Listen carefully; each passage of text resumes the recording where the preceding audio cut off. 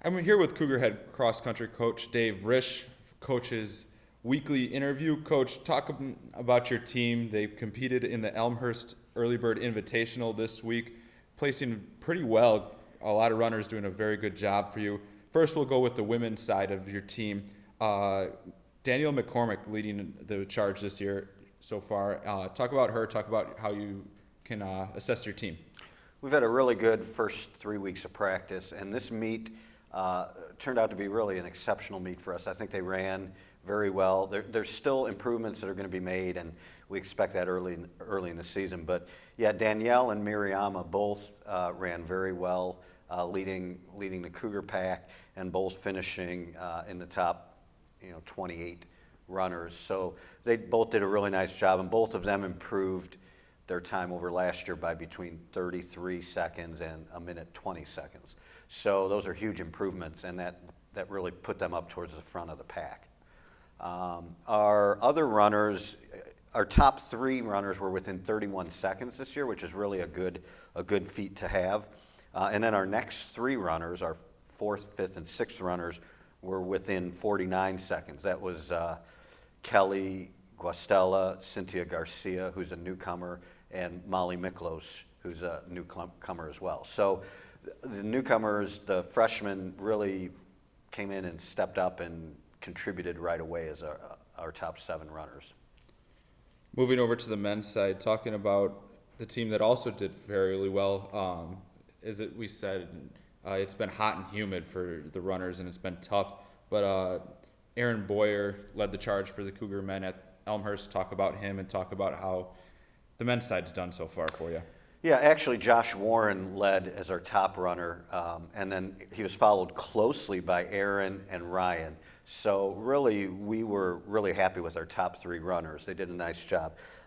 Making comparisons this year to last year, it was actually hotter this year for the meet than it was last year, and yet our women improved by an average of 47.3 seconds. So the average runner, if you take all their improvements and divide it by the number of our runners, was 47.3 seconds.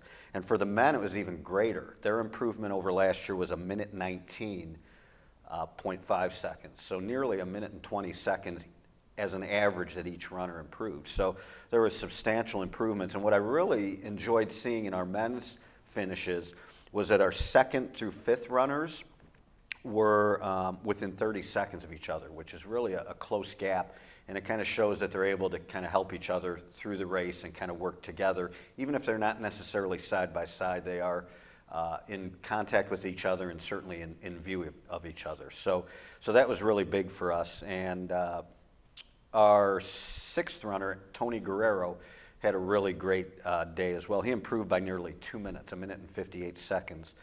Over last year, and Chris Rodriguez improved by 2 minutes and 17 seconds. So up and down the whole roster, the whole lineup, pretty much everybody had a PR. At least 11 of the 12 runners had a huge PR for 6K and had huge improvements over last year. So we were really pleased as a team. Your team next going to the Concordia, Wisconsin Invitational in Mequon this coming Saturday, September 12th. Give us a little bit about how you plan on attacking your practice plan this week to continue to grow on a team that PR'd last week, and how you can continue to build this season. Yeah, we really look at this first race was good for us because it kind of helped us get some race times, some times that we can use to set some of our practice times. And surprisingly, they came out pretty close to what I had been averaging them at the first 3 weeks, just going off of what I know about the individual runners. So really, it wound up that our first 3 weeks were pretty close to what they should have been, but our race can give us some refinements to those times. But we're continuing to focus on just each individual athlete sticking to their training plan and just gradually building from the previous week. And once they see success at the workout that they have, we take them up to the next notch. And this meet is a good meet for us because it's where our conference meet, the NAC meet, will be held at the end of October, and so it's a good chance for us to get onto that course, kind of figure out the nuances of the course and some of the ways we can use that to our advantage come the conference meet. Awesome, Coach. I'd like to thank you for your time. coming in today for the Coaches Weekly interview. Look forward to talking to you next week and recapping the Concordia, Wisconsin meet. Thanks a million, CJ, and go Cougars.